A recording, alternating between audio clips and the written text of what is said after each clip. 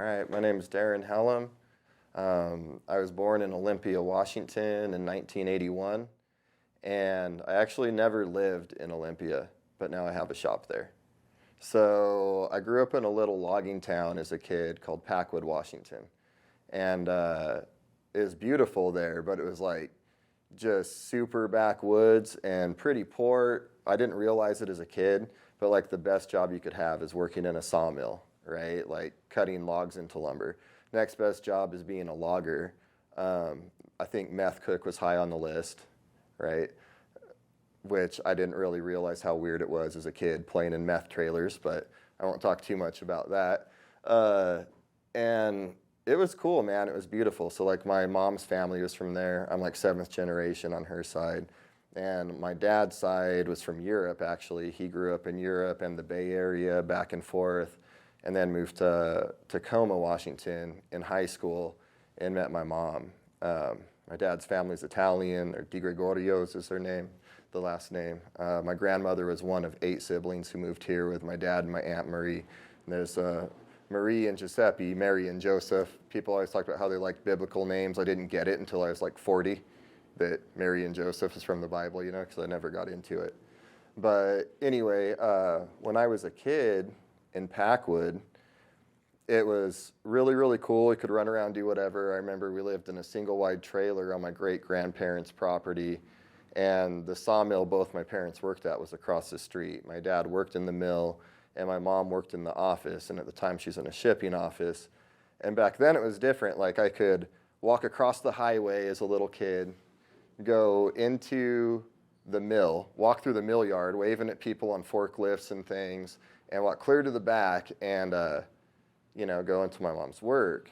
And I remember when I was around 5 years old, a guy came in there, one of the truckers, and he had a big dragon sleeve. And right then, I fell in love with tattoos, right? I looked at my mom and was like, "What's that?" She's like, "That's a tattoo." And my mom was an oil painter. Actually, she dropped out of art school, and my dad dropped out of college to be an architect, to go up there for summer work where my family was on my mom's side, and they just stayed, right? Like, I think my mom got pregnant with my brother, then a few years later, me, right? So they stayed. And I grew up looking at these oil paintings my mom had and trying to draw and paint with her when I was little. And I absolutely loved art from a young age. And when I saw my first tattoo, I was obsessed with it, you know? I remember looking at my great-grandmother's varicose veins and being like, "Those are tattoos," when I was little. And she's like, "Those aren't tattoos," you know? But yeah, and around the same age, I actually saw my first like quality graffiti, and I fell in love with that too. Is like, for whatever reason, all other art forms almost immediately became secondary to me. Next to tattooing and graffiti was it. And tattooing, that was like pretty far away from me. But I remember being a kid in my little town and trying to do graffiti, you know. I mean, fucking it up bad, right? But trying to do it, you know. And I was a little shithead kid, like out there in the sticks, man. Like, they're fucking crazy. They party, you know. I think the first time I got drunk, I was 6. So yeah, when I was turning 12, I stole a truck with my friends Jimmy and Clint. They were a couple years older in my brother's class, you know, and it turned out to be a coworker of my father's at the mill. And he's a really fucking cool guy and a great friend today. But, you know, we had been stealing coolers of beer from the trailer park all night, getting drunk. I actually went home, and my parents, they had moved past the trailer since then, and they're living on a house, and there's like these trees in front of their living room window. And I saw Jimmy's head pop out of the trees, and he's like, "Come on." So I went and climbed out the window and left with him. We went and stole this fucking truck and loaded a cooler of beer in the back, and we started driving down the river bar, and we're going to drive to a neighboring town like 15 miles away to go to this party. But we crashed into a tree on the river bar, totaled his truck, got arrested for it a couple days later. And Jimmy, being the stand-up motherfucker that he is and a couple years older, he took the charges. You know, I didn't ask him to, none of that. There's another kid that was there that I won't name that we all know told on us, and fuck him to this day. But, you know, whatever, right? So But Jimmy, he's still a solid dude, and I love him to death. Don't see him often, but I tattoo his daughters, and they're great kids, you know. Yeah, pretty cool. The thing is like after that, I didn't really give a fuck about much. Like all of a sudden I was cool. I had never been cool. People used to want to pick on me and shit. I had to learn how to fight because I was different than being the average redneck kid out there. You know, I wasn't into that. Man, I liked art and I liked graffiti. I liked tattoos. I liked skateboarding and like hip hop and punk rock and shit in a logging town. You know, like all these older dudes wanted to kick my ass all the time, right? So I had to learn how to fucking fight, you know, and it kind of sucked because I didn't like to, but I had to, just to kind of defend myself because, you know, little redneck towns, they're like that. It's like, you ain't like us, boy. But, you know, I do love it there, man, and it's a beautiful place. What I'm really grateful for is we had a ski hill 20 minutes away. And it's one of the few places where you could be like a working class person from the local town and still be a skier or a snowboarder, right? Because like usually you have to come from money to do that shit. Here, I grew up in a trailer and I got to be on the ski team as a kid and things like that. And that's like, I didn't realize how strange that was until I went a few places with skiing, and that's fucking unheard of. You know what I mean? You don't get to be from a single wide trailer with parents working in a mill, being blue collar, and fucking ski. Like really ski, you know? But some of the people I knew from there, right? Like I had a really good coach, a man named Paul Mayer, who like to this day is one of the best influences I ever had in my life. And he had a couple nephews, Tyler Foreman and Andy Mayer. So Andy's dad and Tyler's mom are Paul's brother and sister. And they were like an Olympic family and shit. So Andy's dad and his twin brother were like got Olympic medals and all that. So I didn't realize how cool it was as a kid that I got to grow up skiing with these people. You know, I was just a kid who did fucking drugs in a logging town. But what I do know is when I was 15, because I went to rehab when I was 14 the first time, right? And I turned 15 in there, got out, and I think I ate 16 hits of acid and like fucking a quarter ounce of mushrooms and lost my mind, right? And yeah, actually, so I was walking to a party down at the gravel pit because the trailer I lived in was next to a dump and a gravel pit. So this is some real redneck shit. And I was walking to a party, and I saw my brother leave, and he's like, Jesus Christ, Alan, what'd you give him? And he's like, he'll be all right in a few days. Don't worry about it, you know. It's pretty funny. But I ended up catching some felony charges around that time, like maybe a month after being out of rehab or something, and got locked up. You know, I ended up pleading down to an assault 2 and getting some other shit dropped for the plea deal and whatever else, which even as a juvenile, I mean, that shit comes with like a real sentence, you know? So here I am in juvie and all that, and made a couple trips to mental wards and a few more rehab centers and this and that, and I got sober, right, during the course of all this, because like my life was shit. So I got introduced to a program, you know, and I started doing these things that were suggested to me. So I got sober, and I started putting in work to be of service to other people and doing some things to kind of straighten my life out and not be so fucking miserable. Because, I mean, being 15 and in and out of mental wards and jails sucks. You know, it does. And then, ironically, the man who taught me to tattoo, I met, he had moved there when I was locked up and became friends with my best friend who ended up getting locked up again shortly after. He convinced me to go skiing because he heard that I could ski, you know. So he kept bugging me, and I was done. I was like, fuck that. I don't ski anymore. It's all bullshit, whatever. And I love snowboarding, too. I actually wanted to be a snowboarder, but my dad was like, oh, you have to ski or you got to find your own way to the mountain. I was fucking 7. Like, I can't, you know what I mean? I couldn't figure that shit out. So Jason talked me into going up, and then I ran into Tyler and Andy, my old friends, right? And I started riding with them, and my PO was cool with me skiing. I had, like, the most strict PO in Lewis County. So like I had to literally log where I was every hour of the day, shit like that, because she's like, nah, man, like I'm not letting you fuck up the way you have been, you know, or I'm violating your ass, period. She's like, you're like the most delinquent motherfucker out there besides Jimmy, right? I actually had a different PO ask me why when me and Jimmy are both locked up that Packwood didn't have the highest crime rate in Lewis County anymore. It's like, funny thing about that, you know, his name was Dean Durant. He was actually pretty cool. But my PO at this time was Marty Miller, and she was awesome too because, you know, when I wasn't fucking up, she was cool. She would let me go to like out of the county after a while to go to other ski hills and do contests and shit like that. So Tyler actually got me traveling around with him. He was a little older, and I started doing some competitions and things. And in the midst of all this, I'm not really sure where the time frame lines up, but a dude I consider my brother to this day had moved to LA in 7th grade, and his name was Donnie. And him and my homie Mike, who passed away when he was 21, I remember they came up from LA in an 83 Cadillac. They're both like 15 with warrants, and you know, they heard that I was into graffiti now, you know, so through my homie Travis. So they called me on the phone. We talked for a while. The next day, here comes this Cadillac up my parents' road, and I jumped in with them, and we took off, left the little logging town. We went and painted graffiti all over Seattle that night and shit. And they asked me if I was trying to get from the crew they were starting. So I was like, hell yeah, you don't got to ask me twice. And any excuse I had to get out of Packwood at that time, because being in a small town and trying to live different, where there's a bunch of people that won't let me live down my reputation, fucking any excuse I have to get away from there, and any excuse I have to do graffiti and have some real friends, like, dope, you know? So I ended up rolling to LA with them and staying with them. And I still loved skiing, though, which might have been my saving grace, because the fate of our crew ended up fucked, you know, just by the nature of Los Angeles, right?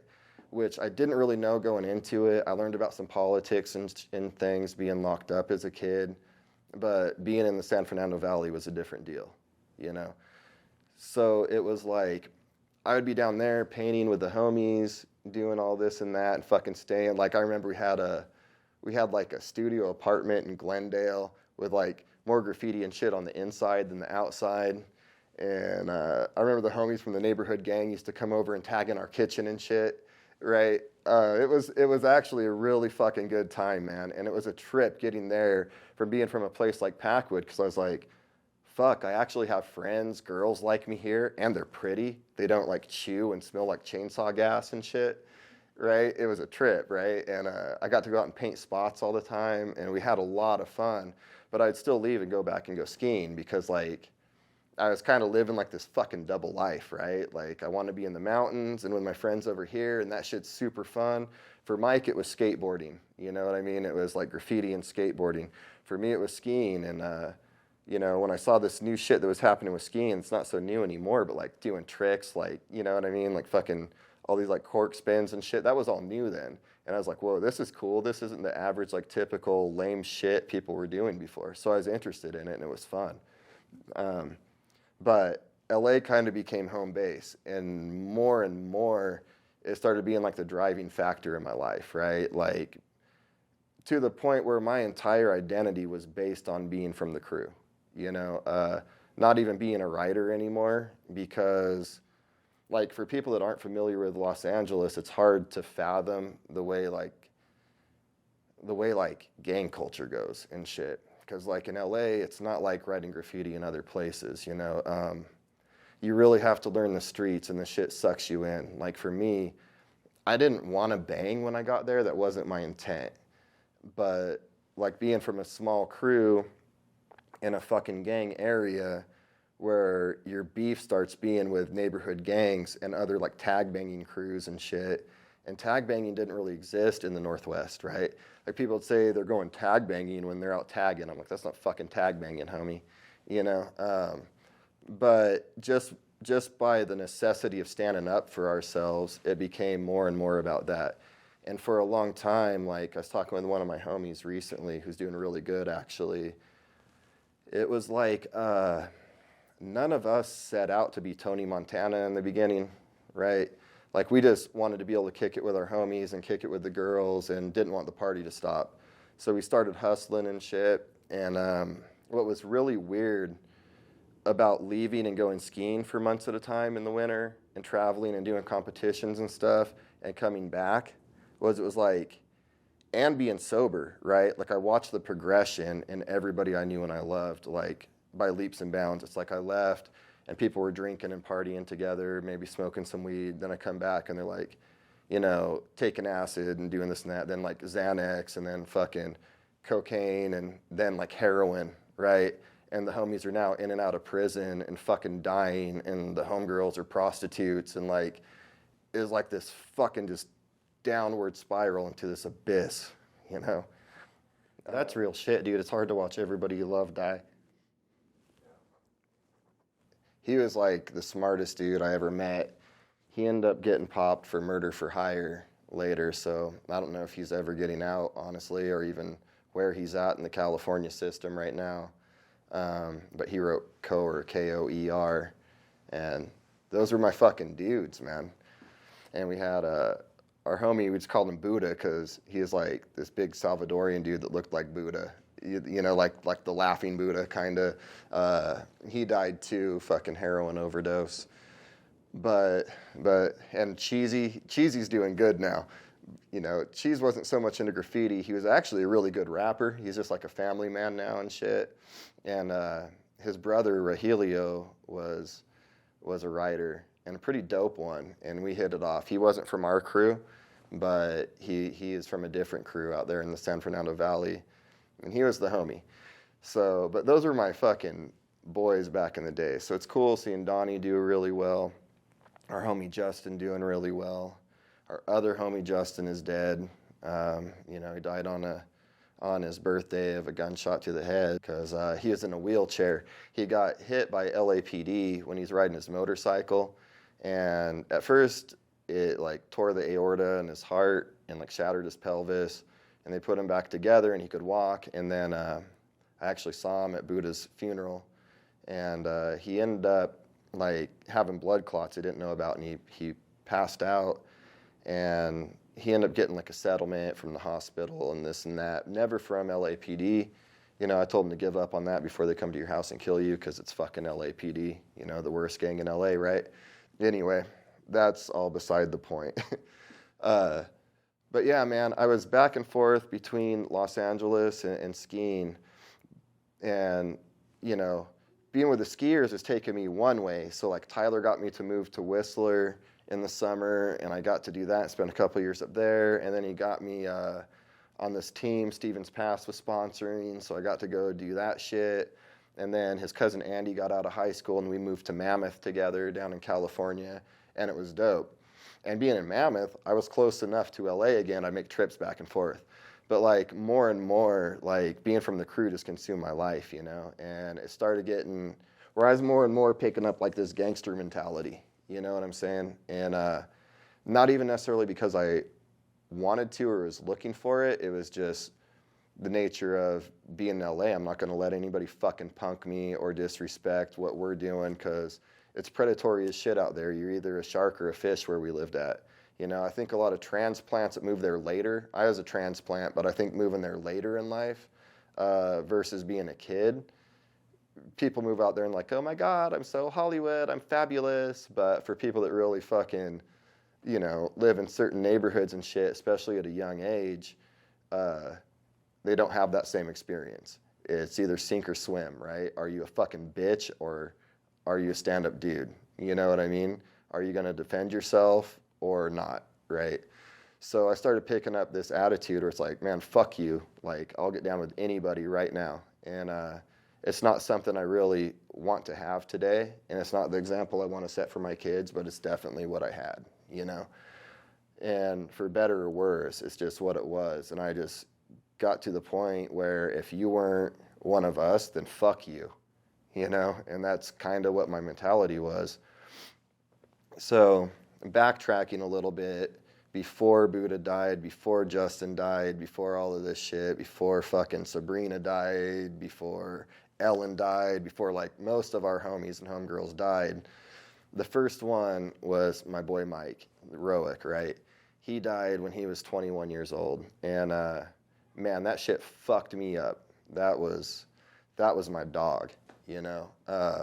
Ironically, when I was painting his name, I went to the Venice fucking Pavilion of all places where your shit gets rolled out immediately. There's like people waiting in lines to roll you out and paint over your shit after you get your flick, right? So, but my homies wanted to go out there, and one of my homeboys, he had been locked up. He grew up with Roic too. He had been, and I was with Justin, who died later, the one from the gunshot. And our homie, he had been locked up from when he was 13 till he was 25 for juvenile life. My fucking homie Jimmy, who's a solid dude, went out there with them, and Jimmy's Lincoln.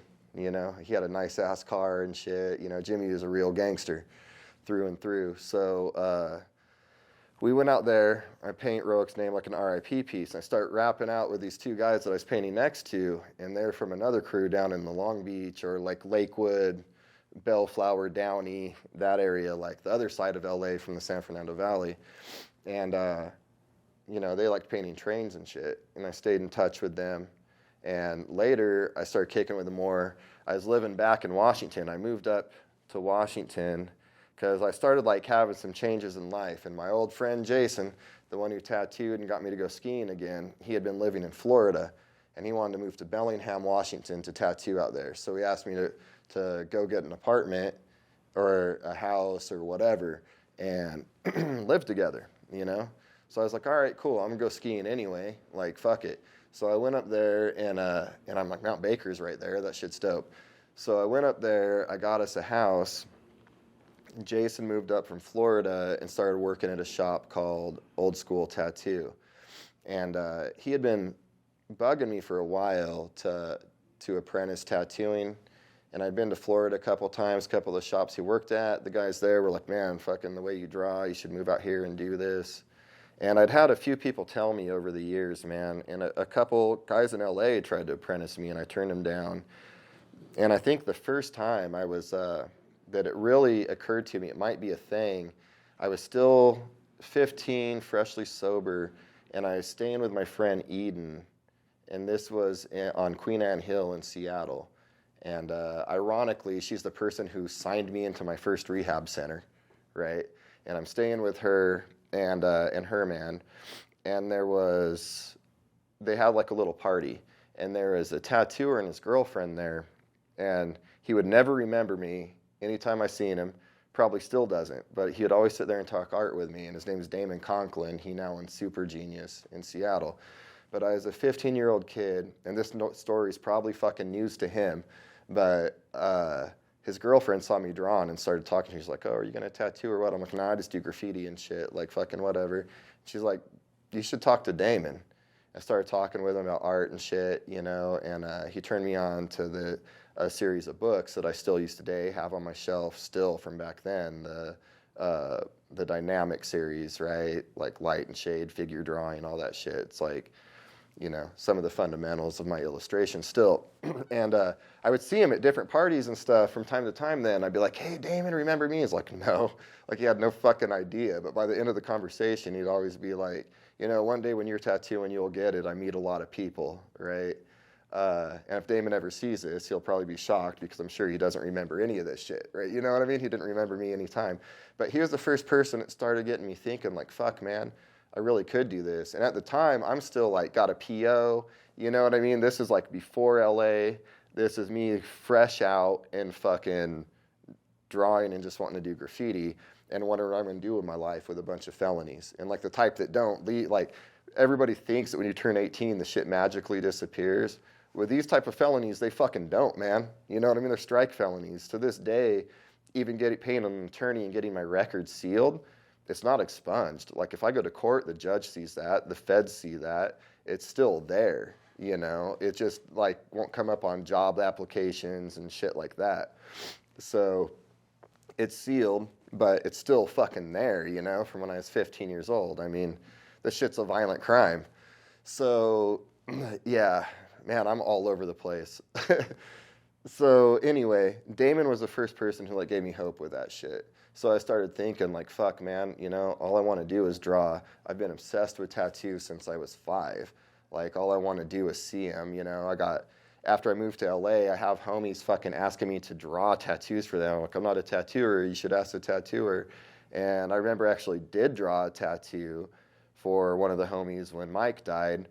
And the dude who tattooed it on my boy Justin, had him come back and get me and bring him to the shop. And he's like, you should start apprenticing, you know? And he's this big-ass fucking gangster, you know what I mean? And I was like, nah, man, I don't know. I just draw. He's like, next time I see you, even if you're not apprenticing here, you should be in the industry or we're going to fucking have words, little homie. And he is a big-ass cholo, you know what I mean? And at the time, I'm like 150-pound, skinny-ass kid. And I'm like, damn, I don't want to have words with this motherfucker, you know? But he was really cool and it was encouraging, right? So when Jason asked me to apprentice at Old School, which was kind of weird because he wasn't the shop owner, but the shop owner, Steve, was cool with it, and he let me apprentice there. And back then, it was still a real apprenticeship. I took pride in it, man. Like, I was making needles for everybody at the shop. You know, I was cleaning. I was doing this now. I worked as a painter. Still doing a lot of graffiti, a lot of fucking graffiti at that point, like every night. And I was painting with Jason. He was my partner, my roommate. And he ended up building like a machine shop at our house. We had this little house with a shed back there. So we started making, he's teaching me how to make tattoo machines, you know, not like little fucking prison guns and shit, but like actual tattoo machines where we had a lathe, everything. Like I'm making binding posts, hand wrapping coils, fucking like building my first machines I'm going to tattoo with, right? And I didn't tattoo for a long time because back then it wasn't like go pay somebody money to go to tattoo school or whatever the fuck to learn the wrong shit. Like I was working at the shop for free and earning a education, essentially, right? And it was pretty busy. So back then, like the shop would be full, and I remember Jason and Corey would be like, all right, draw up these walk-ins that are coming up next for us. And, you know, normally they're not going to use my little shitty drawing. They're just getting me ready to be able to take whatever comes through the door. And they'd give me little drills like, all right, draw an actual one I remember. Draw 2 refrigerators boxing writing on flowers, and you got 5 minutes to do it. I'm like, what the fuck? They're like, this is kind of crazy shit people want. When they come in the door, you got 5 minutes to have them in the chair, you know? And I think a lot of tattooing is missing that now.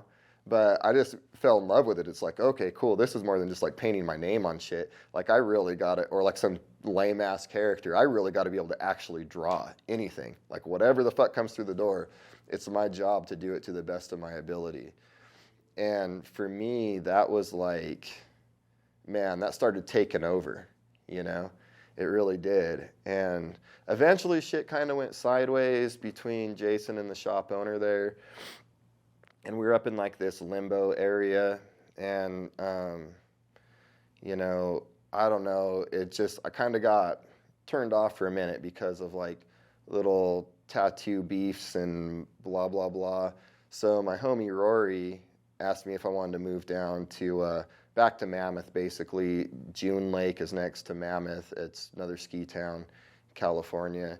So, and Rory, he's one of my best friends today. I was talking with him on the way up here, but he was the shit at the time. Like, he was doing like X Games every year and stuff. He was a dope fucking skier and an absolute madman and one of the coolest guys in the world. So I took off, moved in with Rory, ended up back in LA again. And somewhere in the mix, I remember going to a crew barbecue in Canada where I met my first baby's mom, who also was from LA. She was there visiting some other dude. And it was weird. I don't really know when that was. I think I was still living in Bellingham just before moving to back to June Lake. My timeline's a little fucked up. But yeah, so I met my first kid's mom, who is like my best friend today.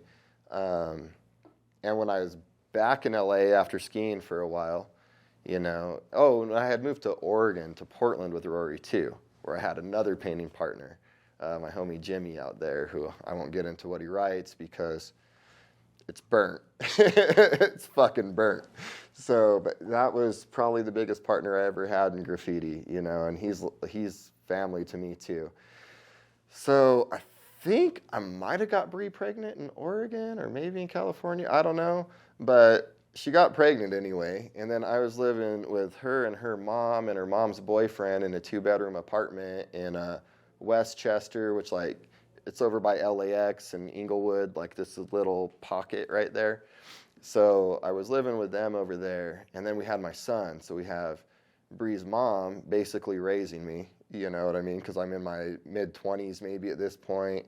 Yeah, like, yeah, I was 26 when Elliot was born, so I'd been down there for a while by then. And Elliot was born, and man, it changed everything. It changed everything, you know, because by this point, when I was living with Bree and her mom, I mean, I loved them. They were my family.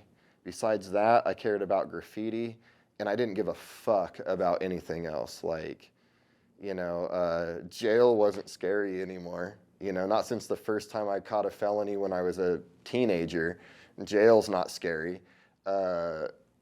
Fucking court's not scary. Like, repercussions aren't scary. I just didn't give a fuck, and I literally had nothing to lose. Like, what are you gonna, like, you could take my car, my shitty ass, beat up, fucked up car, whatever, I'll get a new one when I get out, you know? But that's all I had. I had like some clothes, a shotgun, a pistol, a couple sets of skis, a bunch of fucking empty paint cans in my trunk that I had mixed with dollar can whites to make pastel colors, because I'd mix like paint from one can to another. And that's like all I had in my life, you know, when my son was born. I had nothing else going for me besides fucking graffiti, you know? And it was kind of dope, but looking back on it, like, man, I can't raise a kid in that, you know? So something changed, man. Like, the minute my son was born, I remember, like, fuck, everything was different. I have like a whole new purpose to live, right? So now I got to figure out what I'm going to do. I got to get my shit together. So I went to work with my homie Swab painting, which was cool. And we went out to Utah for a while when my son was just a couple months old. We got sent with this company out to Utah and made a lot of friends, painted graffiti pretty much every night out there, which was dope, in Salt Lake. And I still remember getting out there and people were talking about LDS, and I don't know shit about religion. I thought it was like a hood or a crew. You know what I mean? I was like, LDS, like, who are them fools? Like, fuck it. You know what I mean? I've never heard of LDS before. Homie, what's it, a trece or a crew or what? You know? They're like, it's fucking Latter-day Saints, bro. It's Mormons. You know? Yeah, I thought that shit was crazy. It blew my mind. I was like, oh, fuck, I'm an idiot. So, but it was cool. We made some really good friends in Utah. Had a good time. And it was hard, though, being away from my son when he was young. So we get back to LA, I think 3 months later, and then I was there, and I was working, doing other odd jobs. My homie Justin, who later died of the gunshot, I was doing some hardwood with him and his dad, doing whatever I could. And then my brother back in Washington was like, look, man, I can get you a job up here. And my brother, he wasn't a fuck-up like me. Like, he went to college. He grew up in that same single-wide trailer. This motherfucker's like now a land developer, and he's got it going on, you know. He applied himself, right? Like, he didn't get felony. He didn't go to jail. He went to school, you know.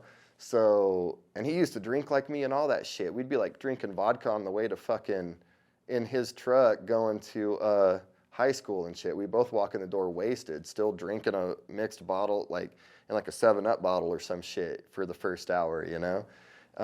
But somehow my brother wasn't such a fuck up like me. So he went to college, and he is a hard worker. He always has been, you know. I am too, but I just apply myself to different shit, right? Like, I worked really hard at graffiti, you know. I'd like to think I've worked pretty hard at tattooing. And when I had jobs, I worked really hard there too. So my brother was like, yeah, man, fucking come up here. I'll get you a job doing this shit. So he worked for a construction company called Sellin. He was like a project manager, and he got me on with one of their subcontractors doing tile and stone. So I was up there doing that, and then that boss like bounced a couple checks. So I went to work for the guys at Sellin, saw how I worked and liked it. So I went to work as a laborer for them because I didn't like getting bounced checks. Foreman pulled me aside. His name is Tom Kelly, cool motherfucker. And he was like, look, man, I see how you work. He's like, if you get sick of your checks getting bounced on you, talk to me. I got a spot for you. So he took me on as a laborer, and that's what I was doing, man. I was doing construction to support my family. And then Jason asked me to come up and get tattooed by him. Hadn't seen him in a couple of years, or just come up and hang out, actually. So I went up to see him, and when I was there, He's like, let me give you a tattoo for your son. It's like, all right. So he did this fucking eagle with my son's name on my thigh. I think it's this one. And actually it's this one. Whatever. It looks dope. You know, it was really good, nice traditional tattoo. And he was like, so how you like doing construction? I was like, it pays the bills. He's like, that's not what I said. I said, how you like it? What do you think, bro? Waking up at 4 a.m. to bust my ass in the cold or the heat fucking sucks. You know, he's like, yeah. He's like, you're not a grunt. You're an artist, motherfucker. He's like, why don't you come back to work and finish your apprenticeship? You know, I was like, well, I'll think about it. And then I started doing it. So at the time, I'm living in Gig Harbor, Washington. He's up in Burlington, Mount Vernon. That's like a fucking 2-hour drive. So I'm up at 4 a.m.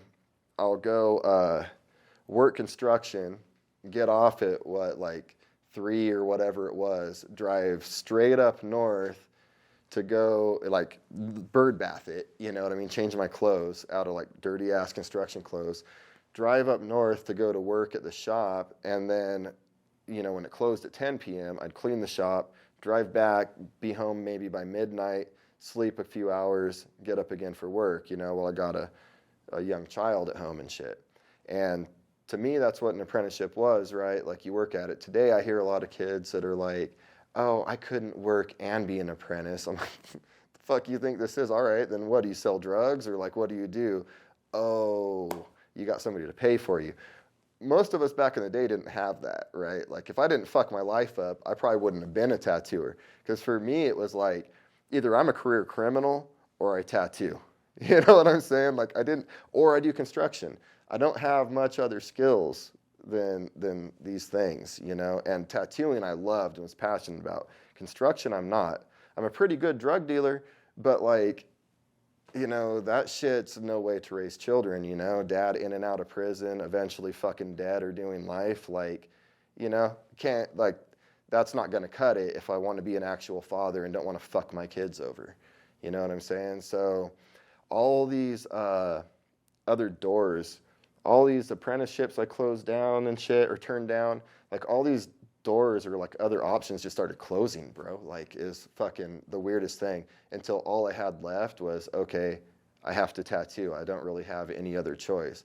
I mean, yeah, I can sell drugs, but like that, you know, that option isn't even an option when I have children to raise, you know? And I actually remember the feeling that really drove that home. I got arrested with my old partner in Portland when my son was about to turn a year old. And I remember sitting in county jail with 7 of my homies, you know, all crew, all solid dudes, all of them know who the fuck they are.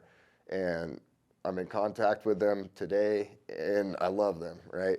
And I'm sitting there, and for the first time, man, it was really hard not to tear up sitting in jail when I know my son's about to turn 1 within the next week, and I might miss his first birthday because I'm fucking painting graffiti on shit, you know? And I've never given a fuck about being in jail, especially for graffiti. Like, that's a silly-ass crime, dude. Like, what, are you going to give me a few months, maybe a couple years? Big deal. Who gives a flying fuck about that, you know? But when I got a kid at home who depends on me and his mom depends on me to be there and help her raise him, that was different. Like, it hit me in a different way. All of a sudden, I was scared.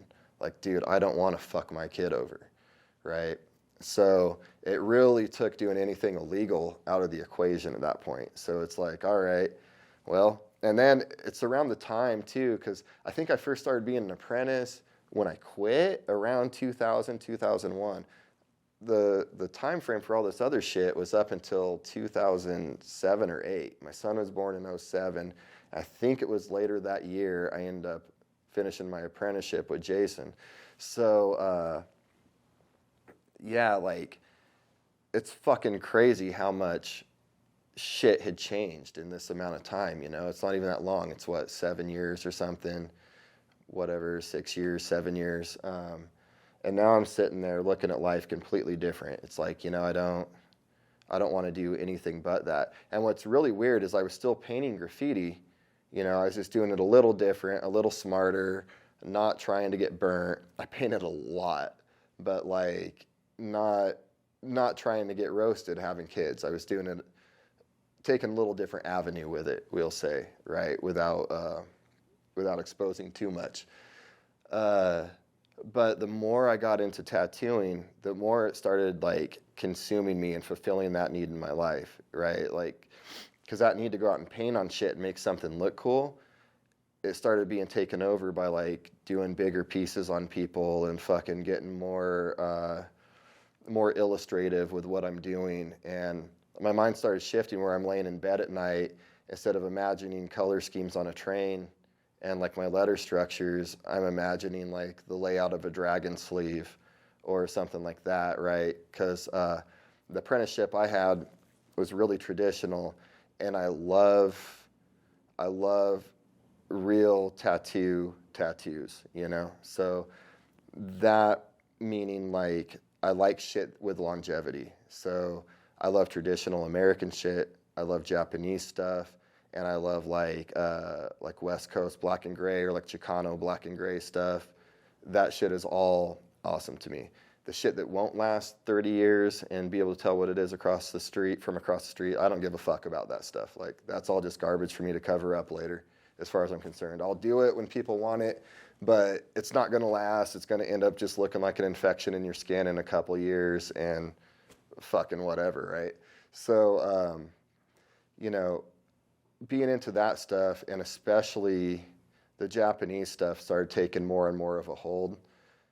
And now to this day, it's still taking more and more of a hold, like, because the way that stuff's built to just like cover an entire body and flow and all look cohesive and right, man, it's the coolest thing to me, right? Like, they nailed that shit years ago. So I take huge influence from Japanese tattooing. And even when I'm doing like American shit, or I don't even know that it's even that traditional anymore, just my illustrations of whatever, I'll use like similar layouts for the body and stuff because it's made for the anatomy that way. So these are the things I started thinking about instead of like letter structure for a train. And yeah, I don't know, man, like it just started consuming me, and it still does to this day. So, fuck, where was I? Right. Tell me about the impact tattooing's made on your life. Like, it gave you the stability, but what does that truly mean? How has that made an impact now? Dude, tattooing gave me everything. Like, I'm so grateful for tattooing. Like, it changed my life to the point I can just be myself and not have to put on a show for anybody. I get to go to work at the hours I like to live my life. You know, I get to set my own schedule around my children, right? So I get to be like more of a productive father.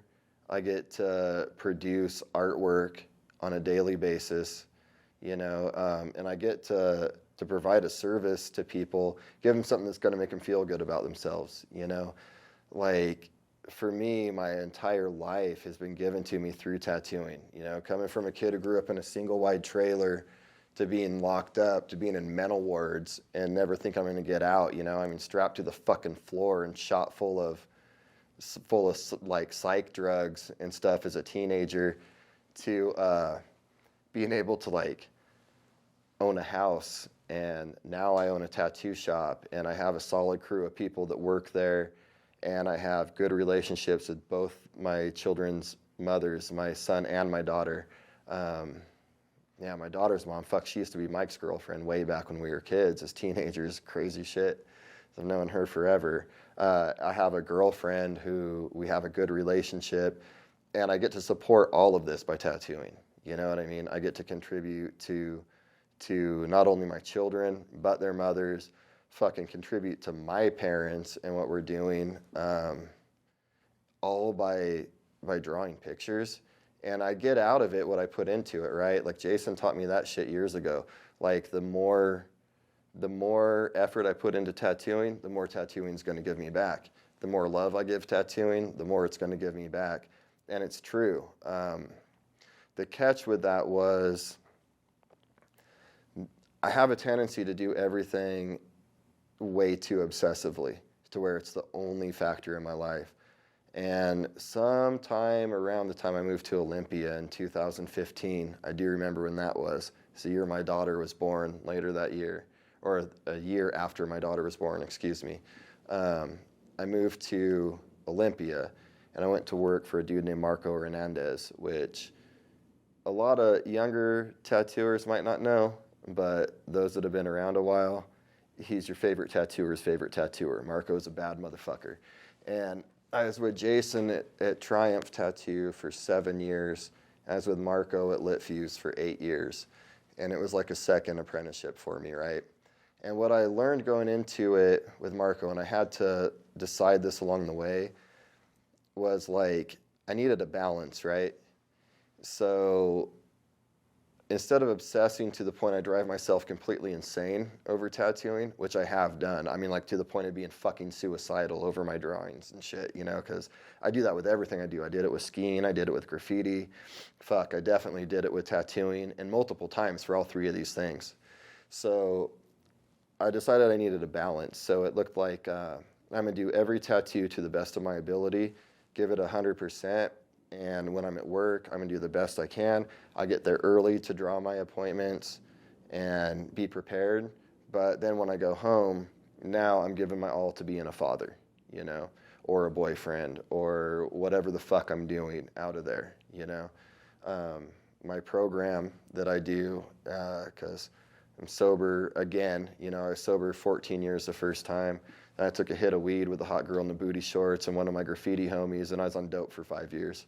Right? I mean, I was a mess for a while working at Jason's shop, and I'm not proud of that, you know, drinking lean all day while I'm tattooing and shit. It was a fucking shit show, to be honest, right? But I got sober again 9 years ago, right, in 2015 on my son's birthday, because I'd been wanting to get sober for a while, and that day I was like, you know, I'm gonna not get fucked up at least until after my son's birthday party. I'm going to give him that, right? And then I didn't get high all day until after his birthday party, and I hadn't done that shit in years. So I was like, man, I made it this far. I'm going to do what I do in my little deal, do my program thing, and fucking, you know, I stayed sober that day, and then I stayed sober the next day, and, you know, that was June 11th of 2015. Now it's 2025, and shit looks a lot different, right? Yeah. So anyway, man, like, yeah, getting sober and like fucking prioritizing shit was paramount for me, so I don't like burn myself out or just freak the fuck out over tattooing. But it's by putting everything I got into tattooing, it's given me everything back, you know? I mean, the year I moved to Olympia, I didn't do shit. I gave up all my clientele that I had up north, moved down south to a new place, and I'm not like Mr. fucking social media or whatever, you know what I mean? Like, I get tattoos based on word of mouth and people seeing my shit, right? That's just kind of always how I have been. So the first year, I think I only made like $16,000 the whole year I was in Olympia, which is insane to try to live on anywhere these days, but especially the West Coast. Like, fuck, man. You know what I mean? That's crazy. I mean, luckily I had some savings and shit, and my mom was a little closer now. She would help watch my kids, things like that. My daughter, she's back and forth with me from California. She was born in Mount Vernon when I worked for Jason, but my son, he was born in LA. His mom lives here in Seattle now. But regardless, when I have him, my mom could help me watch the kids. I was single for, I think, 7 years, and I bought a house, and I was remodeling it, building it. And for 7 years, man, I didn't have fucking TV. I didn't have internet. I didn't have a girlfriend. I didn't have anything but tattooing and working on that house. And it's probably the best thing I ever did, because I put more into tattooing than I ever have, and I put more into like breaking all this bullshit attachments to dumb stuff. Like, I remember growing up, there's always a TV going all the time during meals, during whatever. Like, my parents watch TV all the fucking time. I used to go to sleep, I'd turn a TV on, or like always need background noise. So taking 7 years without any of that shit was like the most beneficial thing for my head and my career, because my life got real simple real quick. It's like, all right, work on the house, work on my tattoos, fucking work on being a better father, staying sober, being a service to other people. And man, my life looks completely different today because of it. With tattooing, it's kind of like at this weird point, right? Like, I see certain shit that I try to steer clear of, you know? Like, I don't ever want to be like the grumpy old bastard. And I see a lot of tattooers from my generation. You know, I still think I'm pretty new at it, right? But somebody told me a while back, like it or not, you're an old school tattoo artist now, which I don't really feel that, you know, because the guys to me that are old school were like fucking Jack Rudy and, you know, guys like that that have been around forever, fucking Ed Hardy, right? Those are the old school dudes to me. So anyway, like, I don't feel that, but there is like this whole new generation of tattooers, and it's a really different mentality and a really different generation. And even the way they get into it and the access they have to everything literally at their fingertips on a phone is different. And I see like this divide in people my age being pissy about it. And I don't want to be like the grumpy old dude. I'd rather just be somebody who's mellow and low key and treats everyone with dignity and respect and tries to contribute to it the most I can. And if I can be helpful to anybody, great. What I would like is to see the new generation have a healthy respect for the history and the past, because that was a big part of my upbringing in being an apprentice, right? Was like looking at the predecessors and even stripping down what makes a good tattoo.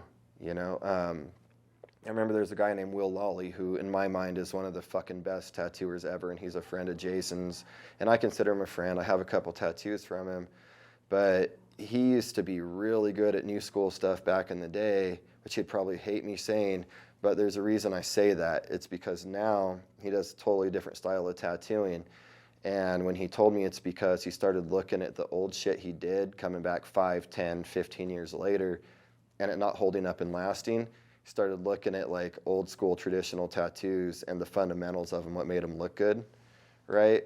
So for me, hearing stuff like this as a new tattooer was really important, because learning about the integrity and what's going to look good for 30 years or the rest of your life, you should be able to tell what a tattoo is for the rest of someone's life.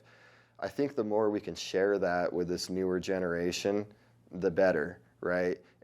And I can't share that if I'm this grumpy old fucker that's like, fuck you and your tattoo school, pussy, you know what I mean? And I get that mentality, believe me, I do, right? Because the way I was apprentice, the shit ain't nothing nice, right? Like, they weren't fucking pleasant. They didn't pat us on the ass. There was no safe space. It's a tattoo shop. You might get your ass kicked. You know what I mean? Like, I remember watching my coworkers having a fist fight in the fucking lobby, right? Like, that was half the shit that attracted me to tattooing early on, was that aspect of it. But this new generation's different. But if I'm still behaving like that, I can't fucking share it with them, you know? So I think it's important, if I want to contribute to tattooing the way tattooing has contributed to me, and the way it's shown to me by these older guys, is I have to be fucking understanding that the new generation's different, right? So if they're going to take the time to ask and want to learn, and I've had a few that do, there's a few younger people that want to know about this old shit, right? We got a girl at the shop right now that's 23, and she moved there from Oregon because she wants to learn about traditional tattooing. And to me, it's just important to fucking pass it on and give back to it instead of just take from it, you know? I hope that's an appropriate answer for that question. No, that was perfect. Yeah? I appreciate you sitting down and talking. This was great. Dude, thank you for having me, man. I'm sorry I broke down for a minute. No, you're good. Yeah. Thank you. No problem.